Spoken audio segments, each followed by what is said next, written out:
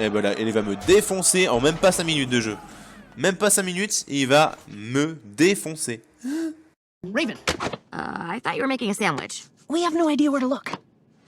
Dragon du jour, bonjour, dragon du soir, bonsoir, dragon du Japon, konnichiwa, c'est GG Dragon et aujourd'hui on est là pour une vidéo sur 2 séries télé. Et on commence immédiatement par la série télé The Witcher sur Netflix. C'est une série de style fantasy médiévale. Elle suit l'adaptation de la saga polonaise littéraire du Sorceleur.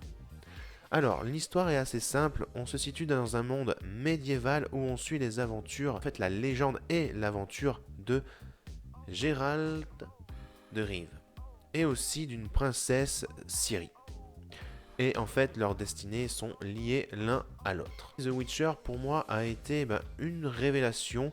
Beaucoup de personnes m'ont dit qu'elle était moyenne, d'autres ont dit qu'elle était mauvaise, qu'elle était mal faite. J'ai pas lu les bouquins et ça serait intéressant que je les lise parce que j'avoue que ça me plairait énormément de lire Le Sorceleur parce que j'ai aimé la série. Et en fait, la série m'a donné envie de lire le bouquin maintenant pour voir si vraiment la série correspond au livre. Donc moi, je le sais pas. Si vous le savez, n'hésitez pas à me le dire en commentaire. Alors, après l'adaptation d'un film en série, c'est ardu parce qu'il faut suivre évidemment le bouquin. On se souvient d'un film qui s'appelle Eragon qui est malheureusement, quand tu n'as pas lu le bouquin, je le trouvais plutôt pas mal. Mais quand tu vois le bouquin, et malheureusement, c'est pas top. Là, il faudrait que je lise le bouquin pour savoir si c'est réellement bien comme moi je l'ai trouvé. Et moi j'ai trouvé vraiment excellent. L'histoire est vraiment prenante pour moi.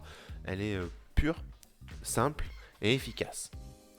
Après, est-ce que j'ai aimé parce que j'adore tout ce qui est fantasy?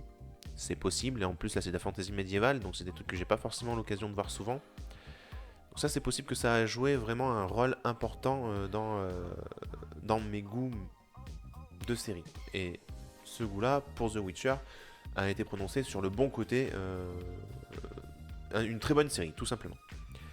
Alors, on va parler des sons sonores.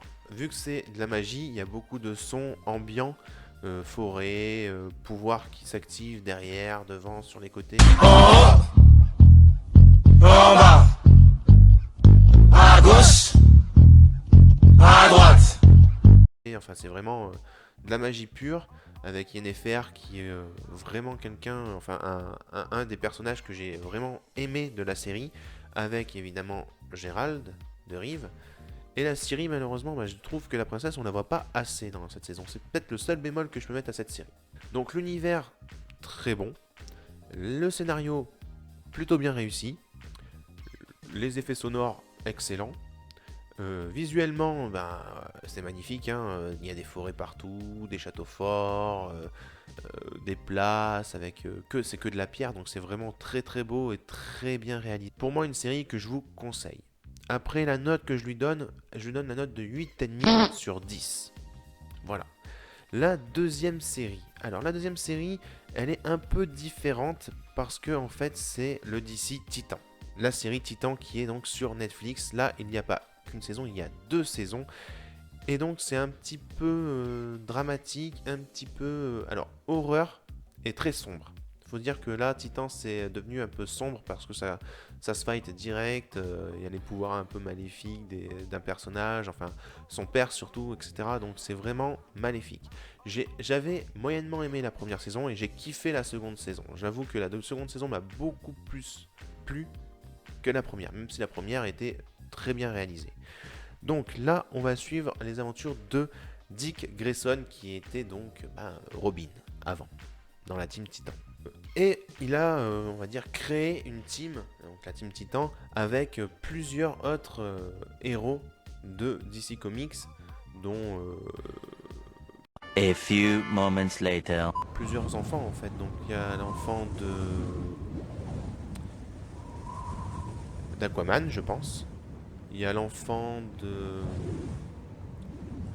Il y a l'aigle, je crois qu'elle s'appelle. L'autre c'est une force brute. Robin. Et il y en a une autre, j'ai perdu son nom. 2 hours later. Enfin voilà, vous avez compris un peu l'histoire. Non. C'est très sombre parce qu'en fait c'est une ambiance où il y a vraiment un projet où il faut combattre un ennemi qui va revenir d'entre les morts, on va dire, parce qu'il était techniquement mort, mais en fait, il ne l'est pas. Et c'est le pire ennemi de Robin parce qu'il a tué un de ses amis avec un sniper. On suit vraiment cette histoire-là de Team Titan et de la nouvelle Team Titan avec les jeunes qu'il prend sous son aile et qui reforme les Titans. Donc, histoire sombre. J'adore les histoires un peu horreur, sombre, où il y a des bruits vraiment où tu vas choper une chair de poule. Et là, c'est le cas. On chope vraiment la chair de poule. Et faut dire que je regarde pas forcément beaucoup de DC Comics, soit en série, soit en bouquin, même si j'en ai 2 en ce moment. C'est compliqué.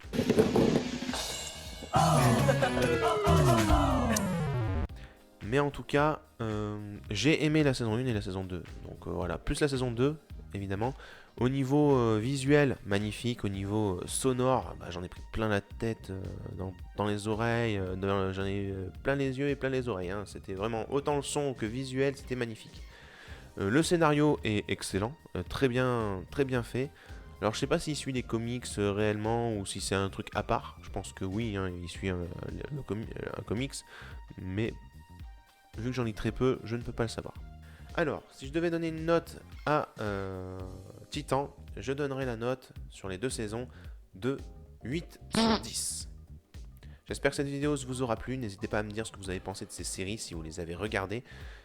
En commentaire, évidemment. Et moi, je vous dis à la prochaine, tout le monde.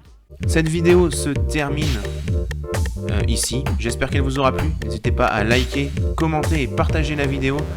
N'oubliez pas également à vous abonner à ma chaîne YouTube, à mon Facebook et à mon Twitter GG Dragon.